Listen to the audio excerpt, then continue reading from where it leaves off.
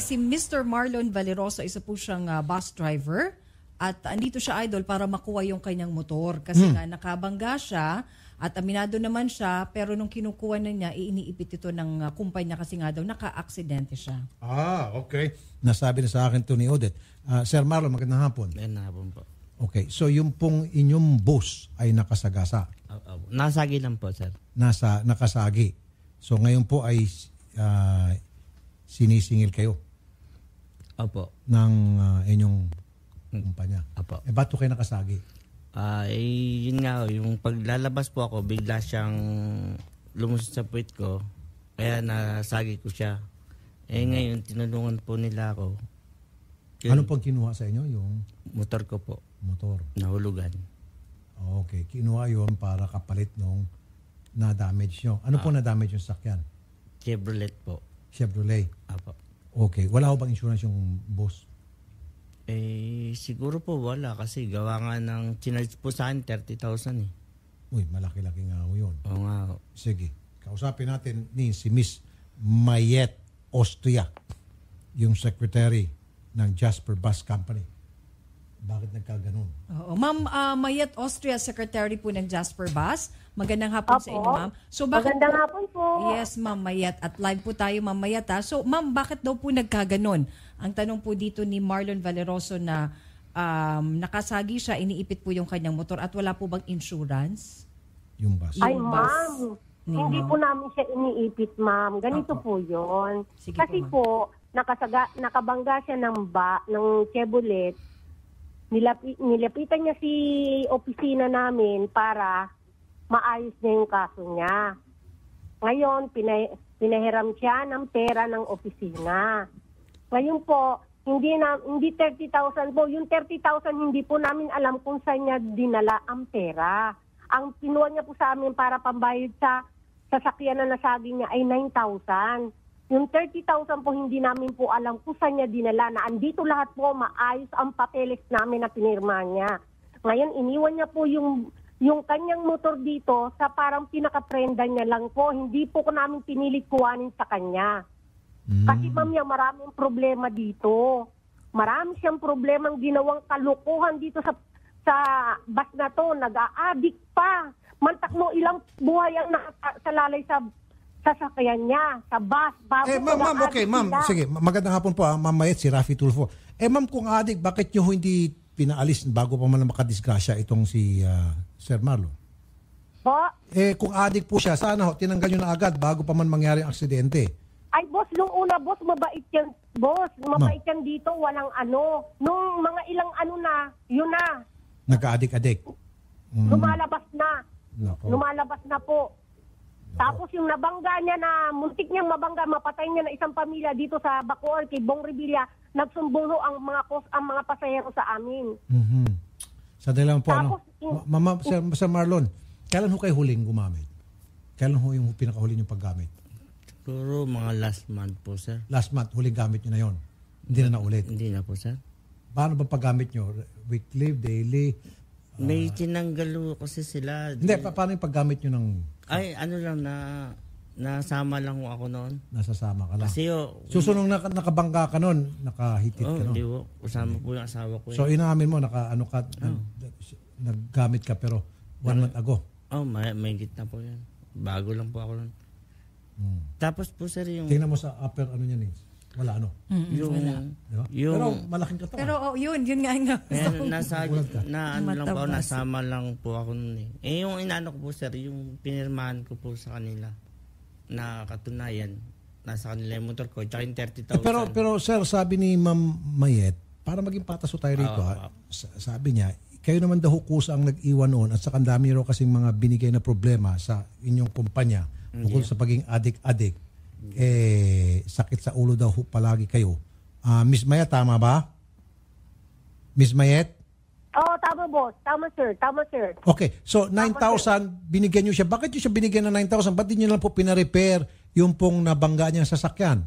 Ba't nyo siya pinahawak ng pera kung alam nyo po addict siya noon? Sabi ko, ma'am, kung alam nyo pala na siya ay nag-addict, ngayon tapos nakabangga siya, sabi niya, kailangan maparepair niya yung nabangga niya sa sasakyan.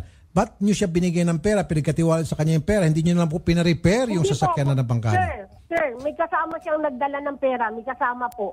Pina-escortan namin ng mga tao. Okay. At talaga naman binayad ho, yung boss. Ay, yung pera sa na-aksidente na sasakyan. Opo. Okay. Wala ho ba kayong insurance? Meron naman po. Sana next time, ma'am. Insurance to insurance naman. Anyway, so, nabayaran na po yung pang-repair doon sa Chevrolet, 9,000. Tama? Opo. Ano pa, para sa ano yung 30,000 na sinasabi? Ay, yun ang kinuha niyang pera, hindi ko alam saan niya dinala. Humiram po ng pera sa inyo. Opo. Hindi namin alam kung saan niya dinala. Bakit nyo binigyan ng 30,000? Para saan daw ho yun? May babayaran daw po siya. Anong sabi niya? Babayaran para saan ho? Hindi ho niya sinabi sa amin. Bakit ho kayo pumayag? Ang bait-bait ho pala ng kumpanya ninyo. May magsabi lang, kailangan ko ng 30,000, meron akong paggagamitan, wala na kayo imbestiga, agad-agad nagbibigay kayo. Hindi po. Kasi sabi niya kailangan niya po ang pera. So sabi niyo, sige, bibigyan ko kayo ng 30,000, pero kailangan meron kang collateral na iwan dito. Opo. So kusang hiniram niya pala, yung pera pala yung hiniram niya at kusang niyang iniwan yung motor. Kasi ang pagkakala ko po, yung motor po, kinuha ninyo bilang guarantee doon po sa nasira niya at kasi ho kayo nagpa-repair. Wala ho pala yun. Doon pala sa 30,000 na hiniram niya. Opo. Sir Marlon, yung palang motor ninyo, hinold, kapalit nung 30,000 na inutang mo na walang kinalaman sa disgrasya. Dali. Yes, sir. Sir, wala po akong hiniram na pera. Lapit po sa... Ay, sorry. Para saan po yung 30,000? Wala po. Pinapirmahan lang po nila sa akin Yung 30,000 po muna saan? wala akong walang pera. Hindi, saan po ninyo dinala yung 30,000? Wala nga po eh. Yung ano ma'am, sir, yung 30,000, yun daw po yung babayaran ko sa kanila. Yung 30,000 po, Miss Mayet, saan daw Walang yan? perang lumabas Di dyan. sana hindi niya ako pinaiwan yung motor niya kung hindi siya nakakuha ng pera dito sa opisina. Sinungaling yan. 9,000. Lahat ng baliktad, tinulungan siya. 9,000 lang ma'am yung nabigay sa sa sasakyan sa Chevrolet. Chevrolet. Tatanggap sa'yo, wala nang tatanggap sa'yo. Kahit saan ka mag-apply, huwag kang sinungaling. Marami kang problema dito. Niloko mo pa kami, niloko mo yung mga katrabaho mo. Ano pong klaseng panluloko ginawa niya sa katrabaho niya po, Ma'am Mayet? Manluloko ko yan eh. Lagi yan nanluloko dito. Lagi yan nasiraan ng sasakyan. Iniiwan niya yung bus sa ibang lugar. Dahil nga nagsasabu yan, nahuli yan. Yun naman pala. Kuya, huwag niyong paniwalaan yan. Noong mukhang kawawa yan nag-apply dito, tinanggap namin, awang-awa kami, namin pambili pagkain dahil pinalayas daw siya ng asawa niya. Ngayon po, Sir Rafi, kung kayo manipala sa kanya, wala ho kami magagawa kasi yan sinungaling ho. Lahat ng magandang pakita namin sa kanya, pagkain, kung ano hiningi niya, tubig, kakain dito, pinapakain namin para makatulong lang kami. Bago ganun pag ginawa niya, lahat ng kasiraan ng mga sasakyan namin, ginagawa niya pa, binabangga niya. Naku. Kami lahat ang sumasagot. So, ibig sabihin talaga sakit sa ulo ho, Ma'am Mayet. Masakit talaga ang ulo ko dyan. Tapos iniwan niya na lang kami sa ere, hindi na lang pumasok dahil may utang siya dito. Hindi na lumabas ng sasakyan. Iniwan niya na lang po kami, biniti niya yung bus na walang nagdadrive. Oh. Dahil may utang siya dito. Ibig sabihin, nag-walk out na lang siya, basta. Kaya niya gusto umalis na. Ayaw niya kaming bayaran. Okay. Kung ganun ho pala, pag-usapan niyo na po sa barangay pala, yung ganung klaseng problema at may problema din Tanggapin pa po sa namin Marlon. sana siya dahil para makabayad siya at makuha niya yung motor niya. Hindi na siya bumalik. Oh. Sir, Marlon, ano masasabi mo? Hindi sir. Hindi, kausapin mo si Ma'am Mayet. Diretso mo, wag ako. Ma'am, Ano? wala naman akong kinukuha sa yung 30,000. Hoy, may kinuha ka, may pinirmahan ka rito, inabot sa akin dito, kaya huwag ka na magsinungaling. Alam mo, mabait kami sa'yo, alam mo, mabait kami sa'yo. Wala kang makain, kami nagpapakain sa'yo dahil pinalayas ka kamo ng asawa mo. Tapos mukha kang kawawa, doon ka natutulog sa terminal. Nilala mo ka, sabi namin, sige, magpagupit ka para makaayos ka, makalabas ka. Hinanap ka pa namin, di ba? Pinahanap ka pa namin para makalabas ka lang ng bus. Ano pa ang gusto mong gawin namin? Napakabait namin sa'yo, Marlon. Binitawan mo yung bus namin, iniwan mo kami sa ere, walang driver. Bakit ganun? Dapat para makabayad ka sa amin, lumabas ka ng lumabas para makabayad ka. At magpakabait ka, di ba nangako ka magpapakabait ka na? Ma'am, di ba sinabi ko sa inyo, tinanggal ako ni Boss Alan? Sabi niya, oo. Ano pa si Alan? Mekaniko lang. Bakit ka makikinig sa kanya? Ako ang nasa opisina. Bakit nakikinig ka sa kanya? Wala ka rin kasing hindi ka marunong mag-report sa opisina. Dapat ang tao nagre-report sa opisina pumupunta. Hindi yung by text lang. Malay ko ba kung ikaw yun o sino yung nagte-text? Kaya kailangan ikaw ang pupunta sa opisina mismo. Hindi yung, ma'am, sabi kasi ni ganito, ma'am, kasi maraming amo, hindi mali yun. Marlon, tinanggap ka namin ng maayos. Sana pumapasok ka rin ng maayos. Kasi ikaw lahat binigay namin sa'yo, alam mo yun. Di ba nag-text ka pa nga sa akin, ma'am, pwede pa ba ako makalabas? Sabi ko, oo, pumunta ka ng opisina. O ano? Okay. Marlon. Oh. O ano sasabihin mo pa? Ang daming sinabi si Miss Mayet. Ba't wala ka nang imik dyan? Yung na-corner ka na. Sir Rafi, wala siyang imik kasi lahat, fault niya lahat, hindi namin na opisina. Ma'am, kasi lahat kami, pinagbigyan na namin lahat ng kahilingan niya. Wala na kaming mabibigay pa kung binigay na namin ng kamay, pati ba naman braso kukunin niya pa. Kung nagtrabaho siya para makuha niya yung motor niya, magbiyahe siya. Ma'am, tatanong ko lang ma'am muli, yung perang 30,000, sino ba nagbigay sa akin? Basta binigay sa akin ni Kuya Louie, si Kuya Louie nagbigay sa'yo. Kuya Louie. Oo. Ito na lang, isi-shortcut ko, Sir Marlon. Base yung sinasabi ni Ma'am Mayet, dapat to kayo tuloy-tuloy yung pagtatrabaho ninyo para kumita kayo at kung ano man yung mga nakuha nyong pera na hiram, mababayaran nyo at sa aking pagkakaintindi, kaya ka nagkaroon ng motor dyan dahil nga po sa inyong trabaho sa Jasper. Kasi dati lang, natutulog lang daw kayo doon sa tabi. Hindi, meron akong motor na nag-apply ako, sir. Meron ka na motor? Meron na po. Okay. So, kung meron ka man pagkakautang sa kanila, dapat trabaho ka ng trabaho. Kasi iniwan mo lang daw sa ere. Sabi ni Miss Payat, bigla ka na lang biglang iwan sa ere. Hindi ka lang mag-report. Sabi mo kasi, sabi ni mekaniko ba yun? Mekaniko daw. Nagpapaniwala ka mekanikos, dapat maniwala ka sa opisina, wag sa mekaniko. Ma'am, pinapakuha ko yung ticket kay sa konduktor ko. Ang sabi niya, hindi na daw ako bibigyan ng biyahe. Tumawag po ako sa inyo, sabi niyo, oo, hindi na ako makabiyahe. Mali ka nga. Dapat pumunta ka sa akin. Yun ang sinasabi ko sa'yo. Pumunta ka ng opisina, hindi ka nadaan sa kung kanino. Opisina, dito ang kuha ng lahat ng problema. Okay. So, ma'am, tapusin natin to. Pag pumunta siya diyan sa inyong istasyon at makikipag-usap siya sa inyo, alright, meron po pang posibilidad na makukuha niya yung kanyang motor? Opo sir. Pwede niya makuha. Basta mabayaran niya lang po kami. Wala pong problema. At meron ho talaga sa pagkakautang? Bayaran po namin sa mga sasakit. Okay, sir, ma'am, sige, pakibanggit nga po kasi kanina pa po siya pag nagsasalita kayo doon sa mga utang, medyo nailing po siya. So, pakibanggit nga po yung mga utang niya, sample, na maintindihan niya po. Yung 39 lang po. 39. Wala na pong tubo yun. So, paano po saan po nanggaling? Kasi po hindi siya makapaniwala doon sa 39,000. Hindi niya malaman kung saan galing yung 39. Ano ba? Minsan nang inabot yung 39,000 o yung pautay-utay o 3 times yung inabot? Ilang beses ho ba yun? Inabot yung 39,000? Wala pong tubo yun. Wala Hindi, po. kaya nga po, minsanan lang ho ba inabot yung amount na yun? Po? Yung pong 39,000, minsanan lang po yun o utang po yun ng ilang beses?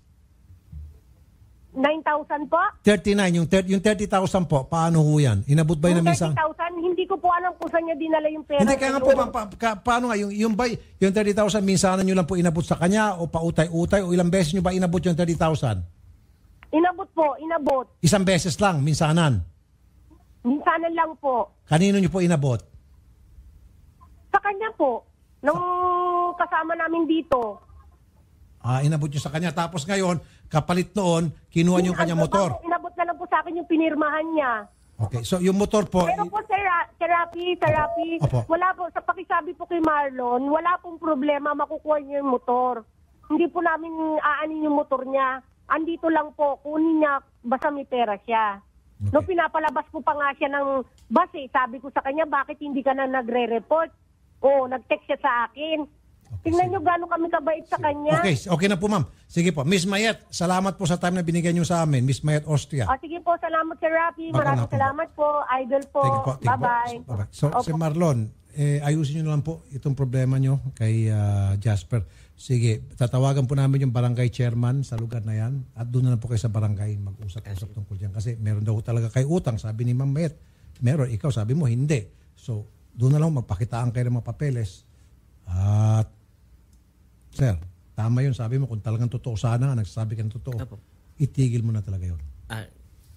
Yung sa ano ko, yung pera kasi 9,000 tapos yung 1,500 sa pulis ko napunta. Yung 9,000 sa may-ari ng Chevrolet. Sige po. Chevrolet po.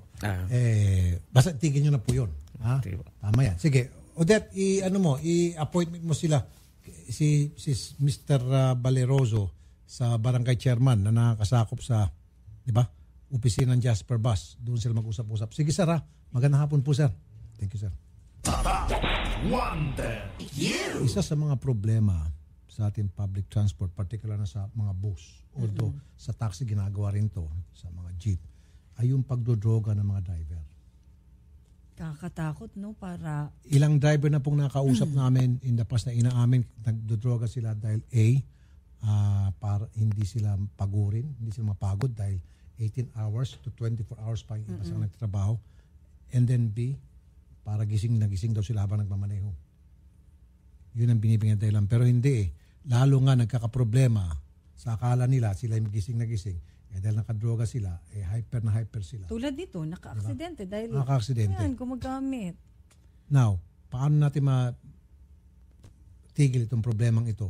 Papasok ulit dyan yung LTFRB, LTO, at yung mga kinaukulan natin HPG na siguraduhin na bago umaalis yung boss, chinecheck nila. Mm-mm. Kasi yung sinasabi nila nins pag nag-renew ka ng lisensya mo, mag-drug test ka, bullshit po yun. Ang gagawin lang po nung mag-renew ng lisensya, huwag siya magdroga ng 2 araw, pupunta sa LTO, magpapatesting, clear siya. Kasi hindi naman dito yung drug test na makikita kahit matagal kang or 1 week kang hindi gumamit. Random testing dapat and then no mercy. Kapag ikaw ay hulihan sa random testing, nakadroga ka, ban ka na forever na magmaneho sa anumang public transport, maging bus, taxi. Di ba? Yun yung parusa dapat. Di ba? One miss you die. Mm-mm. Para talagang mabigyan. Pero mo, ilagay mo sa buhay ng isang addict yung daan-daan pasahero. Grabe, oo. Inosente mga pasahero. Wala ka palang kamalay-malay, sumasakay ka pasahero ka lang, Dapat yan, random testing. LTFRB, LTO, MMDA, HPG, sama-sama yan. Diba? Kasi may nagmamaneho pala sa kalye na Marami. Lalo na yung mga panggabi. Na mga addict, Even sa mga ibang taxi driver dyan, marami mga taxi driver na inaamin nagdodroga sila. Kasi hindi lang pasahero yung at stake yung buhay. Maging yung madadamay na bystander, pedestrians, ibang motorista. Paano yung mga law-abiding na mga maayos magmaneho? So matutal niyan, problema sa droga dapat talaga. Kanang droga ba, kinanglan, masolve na. It's about time. It's about time. Oo. Okay. Sige. Be sure to come back. Use 5 everywhere. Copyright 2016.